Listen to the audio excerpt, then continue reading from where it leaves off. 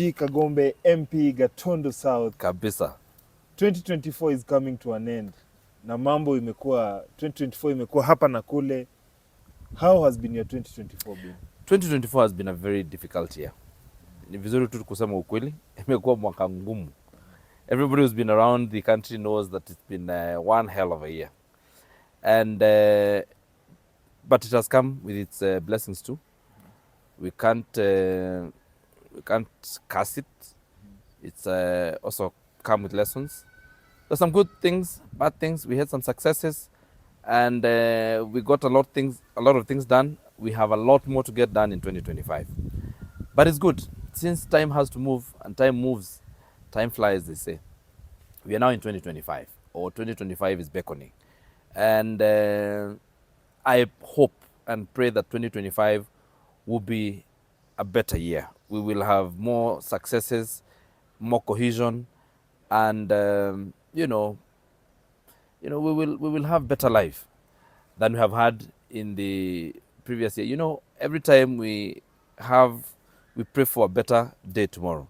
When you're working and you've not accomplished what you wanted, kesho bande unakuanga ukiomba siku ingine yenye ni better kushinda jana. Ama leo ikifika usiku unasema sijatoboa, lakini kesho inshallah itakuwa siku ingine njema kabisa. Kwa hivyo 2024 imefika hapa.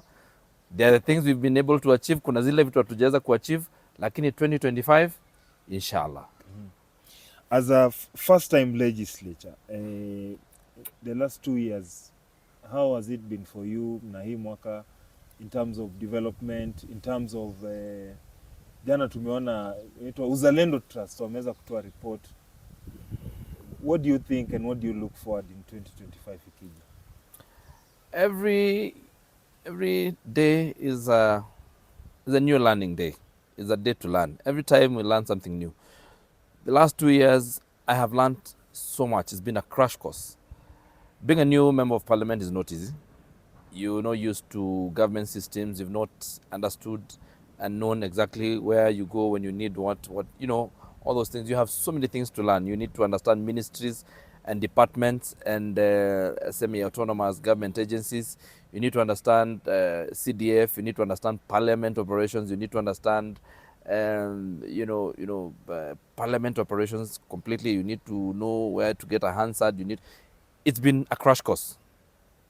And I now can confidently say I understand the operations of government properly. I've been in it. I've done it. I understand it properly. So the next 2.5 years ni kazi, ni kuchapa kazi, better than we have done in those 2 years. I had the advantage of being around politics, and therefore it wasn't very difficult for me to learn. But I can tell you, no one ever gives you a rehearsal to be a member of parliament. So it's not completely easy. Mm-hmm. Yeah. In the young people's assessment, do you think serving as a member of parliament is about mbwembwe? Onekane kwa social media tumeona young MPs, I don't know whether you'd like to comment about that. Mbwembwe mingi kwenye mtandao nini, kazi iko kwa ground, kazi iko kwa kuongea bunge. Nimeona watu wanasema MP kama hajaongea bunge maybe hajafanya kazi, lakini kwa ground maybe anafanya kazi. How do you think should an MP be assessed fairly? Is it vile unapiga mtandao ni kama ukue kama Salasia unapiga kila siku after 10 minutes una upload TikTok, ama ukue kama GG mwenye tunaona picha za projects amefanya online, ama ukue ule MP haongeangi kama Sudi hajawahi ongea parliament? How do you assess an MP? It's interesting. Actually, the actual work of a legislator is to make laws. The only other time when you find ourselves kwa ground ni kufanya kazi ya CDF na miradi kama hiyo, which essentially should not be done by a member of parliament, which in a proper working political and government system, hiyo kazi inafaa kufanywa na executive. Kazi ya kujenga shule ni ya ministry, which is executive. Kazi ya kujenga police station ni ya ministry, which is executive. Kazi yote ya kujenga barabara na kazi ya mbunge inafaa kuwa oversight ya executive. Lakini you know, we got to a place where now we couldn't proceed because serikali ilikuwa na a lot of gaps. You know, we were not together as a people. We were not well pieced together. So the government was disjointed, you know. So tukakuwa na mambo mengi ambayo yalilazimisha ama yalilete necessity ya kulete CDF. Lakini kazi haswa ya bunge, ukiwachana na bunge ya Kenya, tuseme kwa bunge zingine, kina mahali kama South Africa, kina mahali kama UK, kina mahali kama India, kazi ya mbunge ni kuleta sheria na kupropose sheria ambazo is to influence policy and to not to influence, actually is to make policy, is to listen, know what policy is best for his people and to make it. Hiyo ndio kazi ya mbunge. So vile tunaona wakati mwingine iko challenges hapa, iko challenges kule kidogo. Sasa kwa sababu ya infrastructure ama ile muundo msingi ambao tunajipata waki siasa, tunajipata sasa lazima upige bwembwe huko ndio watu wakujue, ndio wakati mwingine ukitafuta kiti wakupee wengine. Sasa sasa haya mambo yenye unayapata sio ya kisheria na sio yale yanafaa kuwa, lakini tunajipata hapo. So I wouldn't fault the people who wale watu wakupiga mbwembwe because this is informed by the society that we live in. Kuna jamaa anapiga Nyashinski anapiga ngoma anasema nailetanga vile unataka ni bring. So wakidai mbwembwe unawapatia mbwembwe, wakidai maendeleo unawapatia maendeleo. Kwa hivyo tuseme to each his own. Kwa hivyo mimi siwezi fault ule anapiga mbwembwe, siwezi fault mwenye anabonga bunge, siwezi fault mwenye anapiga job mashinani. So kila mtu to each his own. Mtu apange watu wake vile wanamuitisha, anazileta vile anataka zibring. In relation to that, what is your take on the issue of that Kenyan saying that the executive has swallowed parliament, or the parliament is under control of the executive? I think it is very naive for anybody to say that, because parliament is made by parties. During elections and during campaigns, I campaigned under the umbrella of UDA. I subscribed and believed in the what do you call it? In the manifesto that UDA and myself and UDA together, we did a manifesto. And that manifesto could not be achieved without executive, and that manifesto could not be achieved without bunge.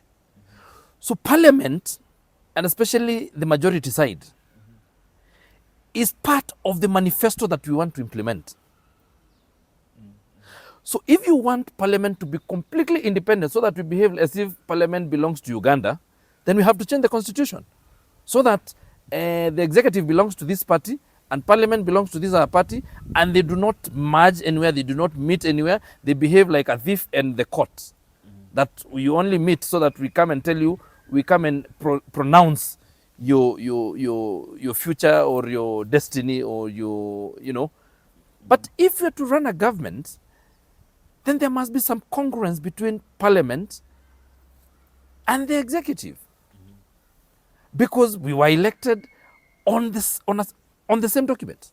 The president, his deputy, were elected on the manifesto. This manifesto was made by all of us. So for me to achieve the manifesto that I promised to my people of Gatundu South, I need the executive. Because as a parliamentarian, I cannot contract a contractor to go and make a road, but the executive can. I cannot employ a teacher, but the executive can. So I had told my people, and this was in my manifesto, that we shall employ teachers. How am I supposed to employ teachers if the executive is not there? So if I told my people that we're going to employ teachers and then the executive doesn't, What am I supposed to do to my people? How am I supposed to go and tell them I was supposed to represent them? And what did I represent them? So there must be some congruence. So this thing that everybody wants to say, oh, now Parliament has been swallowed by the executive, it's being said by people who have completely and deliberately ignored our tenets of the Constitution. We must have a way of working. There must be a place where we come together. And that place where we come together is where mwananchi is going to get the services and what we promised mwananchi. Yep. The William Ruto administration, Kenya Kwanza administration, being judged fairly according to its performance in the last year. Tumeona until it's being said that the president has reneged on his promises. Some are even calling him a liar. You know, bro. I feel that the government, first of all, I feel like the government has not been able to communicate properly what it has done. I feel like social media and movement of information has really overwhelmed the government. Actually, today I was shocked. I realized, I learned that Kenya is the country with the highest usage of some of the online apps like WhatsApp. Kenya is the first country in the world, it has the highest percentage, I think standing at 97% of all internet users who use WhatsApp. So we are a very fast country in dissemination of information. And at that point, we have therefore disseminated information that is untrue, improper, propaganda, lies. A lot of things have been propagated. In fact, the people who accuse the government, and I really say this with a lot of sobriety and caution. Let me give you indicators. In the year 2022, we imported cooking oil worth 98 billion. In the year 2022, we imported sugar worth 49 billion Kenya shillings. We imported maize worth 24 billion Kenya shillings. This is information available at KNBS. You can verify. We imported rice, we imported clothes, we imported apparel worth 40 billion. We imported so much. Let me tell you something. Let me tell you, viewers. We imported stuff worth 22 trillion Kenya shillings. We ran a negative balance of payment, a deficit in balance of payment of 11 trillion Kenya shillings. This year, the inflation was at 9.6. Dollar was at 150 going to 160 and finally even reached 170. Fuel was at 200. Unga was at 230. Today, unga is at 94 shillings for 2 kilograms pack. Inflation is at 2.7. We have not imported a grain of sugar this year. In fact, we are now exporting sugar. We have not imported maize. In fact, we have 49 million bags of 90 kilograms worth about 117 billion Kenya shillings in our stores. We have not imported rice.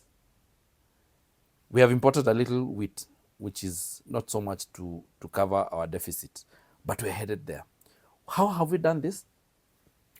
Fine, there was good weather, but we supported farmers with subsidized fertilizer. What did that do?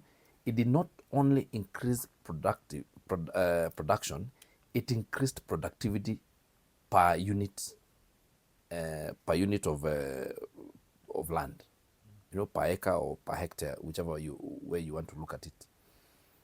That's number one. The reason why inflation has come to 2.7 is because we are now getting to food sufficiency as a country. There is no country, ask any macroeconomist, there is no country that can progress if you're relying on food from other people. The first thing, because the amount of food we consume, because food is something that you consume every time, morning, daytime, evening, every time we're consuming food. And it's a basic commodity.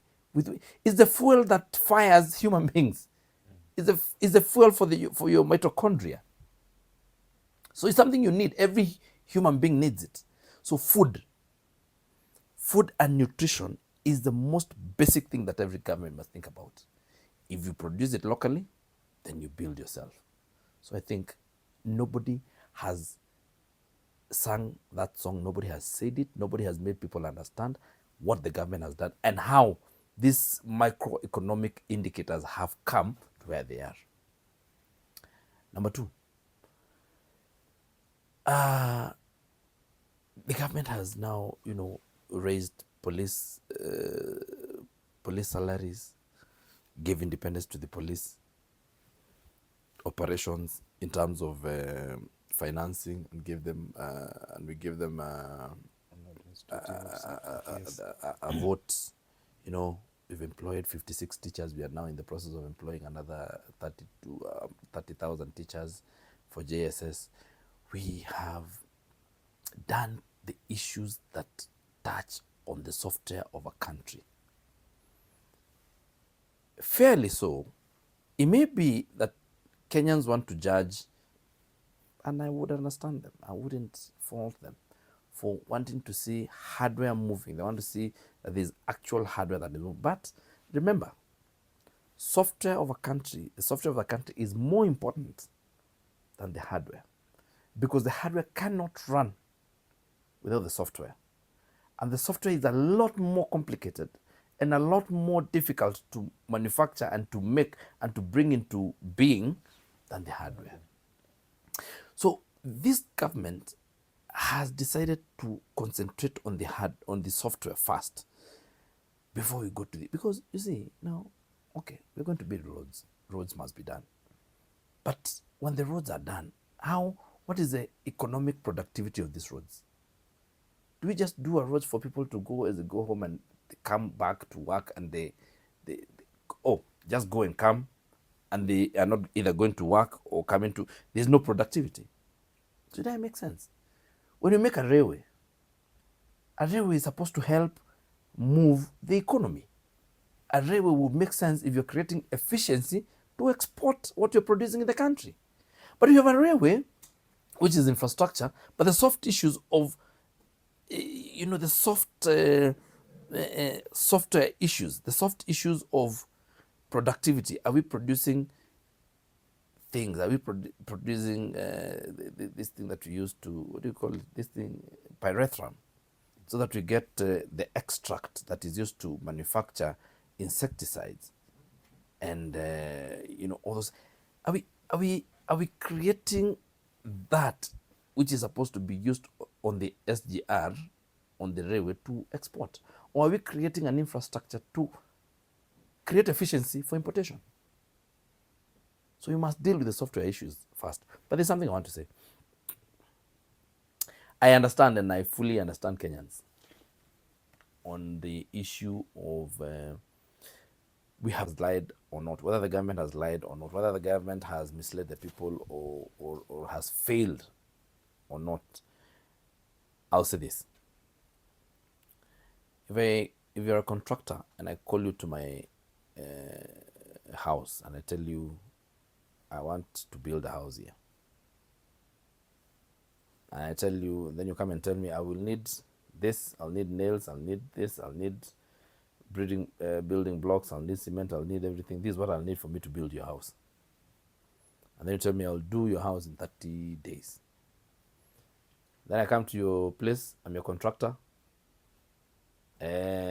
Hakuna simiti, hakuna mchanga, iko mawe tupu.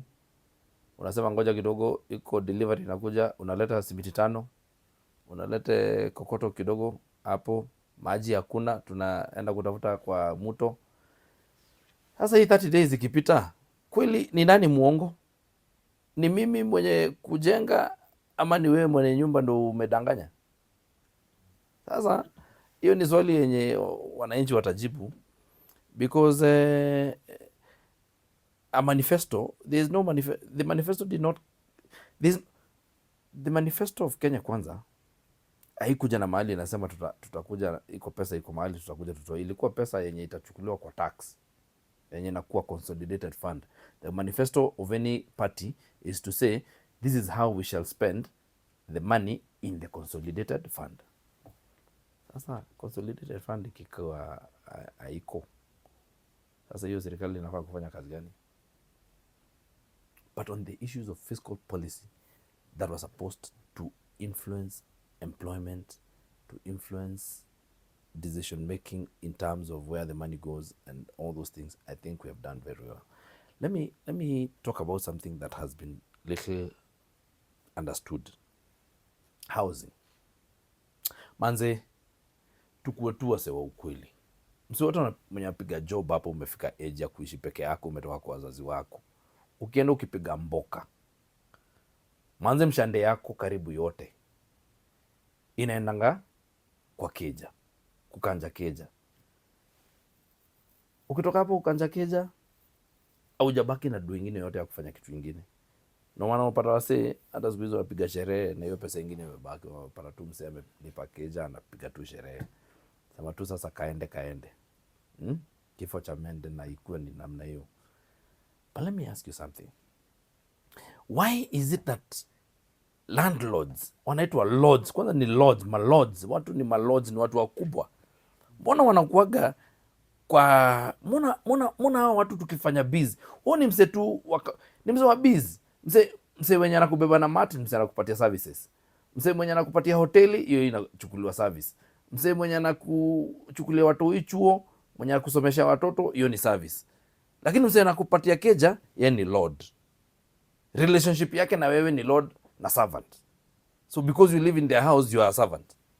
Na ndio maana unapatanga wase, yani hata ule landlord anakutreatia ni wewe ni kama ni dingo. Yani wewe ni mtu useless kwake.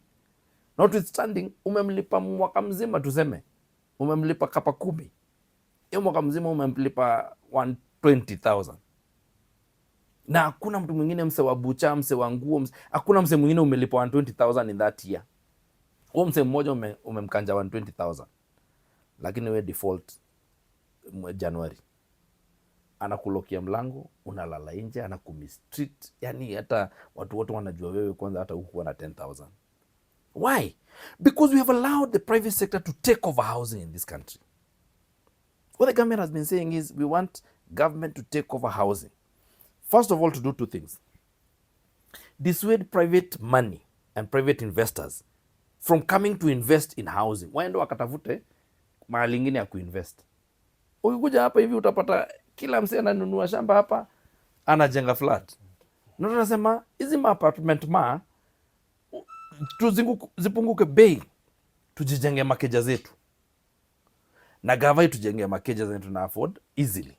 When the government does that, then we make private money go into production that is going to employ people. Saizi ukipata msee yako na 100 million, na ni wase wa few sana, wako na 100 million kwa bank, ama hata wase wenye wanaweza afford loan ya 100 million, ni wase few sana. Wase wenye wako na hiyo do, what they want to do is to build a flat. Who do they employ? A caretaker, a watchman during the day, and another during the night. The rest of the money goes to him and the wife and the children. If the same money, 100 million shillings, was put in, say, toothpaste production, or toothpicks, or matchbox, or jabba juice, or soda, you will employ a lot more people, because you'll need raw materials zenye zinatoka kwa shamba, unachora wasi. You find you've employed so many people. Actually, at 100 million shillings, if you went into production of, say clothes, say a ginnery, you will employ farmers, more than 2,000, 3,000 farmers.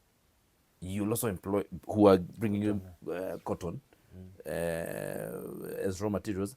You'll also employ another 200, 300 people within the factory. So you create employment with the same 100,000 shillings, 100 million shillings.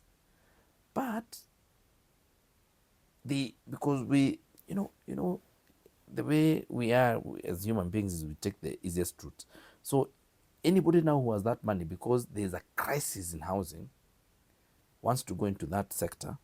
And that is why it is the same thing with public transport. Public transport is not convenient. You know that. Inakusumbua, unaekwa mahali huku unaenda, unaekwa mahali unatembea mbali, because government has not taken public transport. But this government decided to start with housing. It was a low-hanging fruit. There was more money going into housing, and they thought this money would now be taken. We dissuade these people. And how does a government take people towards a certain direction? You create fiscal policy. You give incentives that are tax incentives on that direction, or you give tax dissuasion by increasing tax in that side, or the government comes in there and creates that opportunity and now stops making it lucrative for the private money. That is the essence of housing that has not been spoken about. And I'm telling you this right now. Naysayers said, oh, housing haitafanyika. Right now, acha nikwambie, the actual people who are calculating, it will be very difficult for you now to go and do a house in Ruiru. Because you're wondering, if I do a house here and then the government comes and puts another house here, it is unlikely that people are going to be renting my house. So what do I do with my money? Let me stop this lazy idea, because I think for me, doing housing, just doing a flat is a very lazy investment. First of all, the ROI is so low. You return your money after a long time. And secondly, you do not create employment. And thirdly, it's such a lazy way of thinking. You just want to build and then you sit and then you snore. It's just, we shouldn't, even as a youth of this country, should not even be entertaining such ideas. We must come here and say, okay, wacheni tupige mboka yenye nachora wase wengine, tupige mboka yenye ukikuja hapa in this office you found wase hapa wana deal na cryptocurrency. Umeona hapa in the next office wase wana deal. Wase nimechora hapo ni wachora for peanuts. Pesa yenye niliinvest hapo haiwezi kununua hata kiwanja moja hata Kayole. Lakini hapo imechora wase wangapi? Imechora wase wengi. Na imewachora for what? For good money. Because you've created an employment in something that is producing. So if someone had more money, sisi ni wanyonge, sisi hatuna pesa nyingi, lakini wale watu wako na pesa huko, private money, wa create opportunities kwa hao wase wenye wako kwa streets. Na isikue, by the way, wacha nikuambie, hakuna economy yenye na create wangwa, hakuna economy hata moja duniani yenye gava uchora wase. Governments do not employ. Governments are not good employers. Governments just provide a good ecosystem and a good environment, good fiscal policy for private sector to come and employ. When Donald Trump said that he wants to move jobs from China to America, he didn't go and, it's not government, it's just creating policy that will make the manufacturers, the apparel manufacturers and car manufacturers, to stop using cheap labor in those other countries and come and use labor that is available in America by giving fiscal incentives. Lakini sasa kitu ukielezea, unaelezea mate inachoka, inaisha, unachoka, unawachana nayo. So I would say that I think this government has been very unfairly judged, but time will vindicate the Kenya Kwanza government. So, Mheshimiwa, in terms of communication, who do you blame? Is it the presidency? Is it the way they give out the information? Who do you blame? Or rather, how can the Kenya Kwanza government redeem itself? And to be honest, that's a difficult question, because I don't think any one person can do that work. I think it's a collective responsibility of the government, we members of parliament, but more so, the buck stops at the executive. And because I know the president can't keep doing this, because He's not. That's why the constitution allows him to have people who are in charge of dockets. I think the people who have completely failed us are the cabinet secretaries. I think the cabinet secretaries have failed us completely. They have not communicated what they've been doing with the different aura and new political, political decorum and political hygiene that has given space to exercise even political realignment for people to listen and for objectivity. So that you're able to listen and say, okay, is this noise coming from the ground incited or is it actually real? So can we sit here and listen? And if you remember, the president said during his State of the Nation address that listening is a perpetual duty, is work in perpetuity, that we must keep doing it. But you see, at times when you're listening and you can't tell whether this noise is being manufactured or in a later shade, I think Deputy President Kindiki presents a situation where the government will have no excuse than to perform. Because now, I mean, we cannot have, there's no noise, he's not antagonizing anybody, he's just doing what is allowed, given to him, mandated to him by the Constitution. So he has brought in, there's a whole collective outcome coming from a lot of things that have happened, and Deputy President Kindiki is part of it. It's part of the new, organization that now aims at making sure that what was making Mwananchi disgruntled is addressed. Because you see, by the way, we must agree that the issues that we can't live a life where the common Mwananchi is not happy. There must be hope in the future. There must be earning in the current life, and there must be, there must be the decency of knowing that your life will not end also suddenly. And by ending, I don't mean death. I mean your economic life will not just come to tatters tomorrow, also suddenly. There must be some continuity that is guaranteed by our political and economic setup. And I think that is what Kindiki brings to the table. Yeah. Sawa sawa. Kabisa. Niko sawa, ama kuna kitu Eh. kingine?